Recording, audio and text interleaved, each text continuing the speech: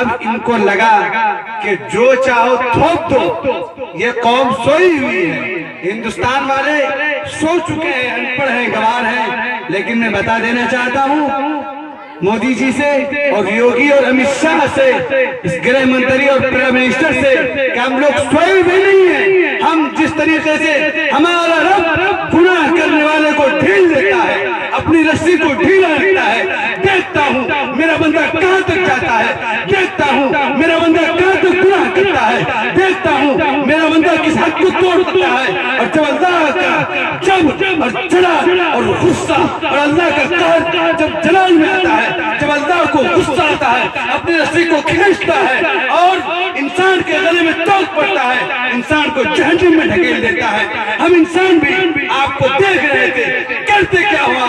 हमने आपके जिम्मे इस हिंदुस्तान की रस्सी को दिया था, इस नकील को दिया था, आपने लाल किले को गिरवी रख दिया, हिंदुस्तान की अर्थव्यवस्था को आपने गिरा दिया, हिंदुस्तान की नाक को आपने काट दिया। अब हम बर्दाश्त करने वाले नहीं है। अब हम जाग चुके हैं, अब हम बर्दाश्त से बाहर आप जा चुके हैं, हद से तजावुज कर चुके हैं। तो हम इस हिंदुस्तान को फिर से हिंदुस्तान बनाना चाहते हैं। इस हिंदुस्तान के अंदर जो दिगर मुल्कों से लोग आते हैं हिंदुस्तान को देखने के लिए, लाल किला को, ताजमहल को, उसे आप गलत साबित करते हैं। मैं ये कहता हूँ कि गलत आप खुद हैं। अभी हमारे बच्चे बता रहे थे, पता क्या पूछता है, मुल्क में किसका गुजारा है? मुल्क में हिंदुस्तान के बसने वाले और रहने वाले एक एक नागरिक का गुजारा है, था, है और रहेगा।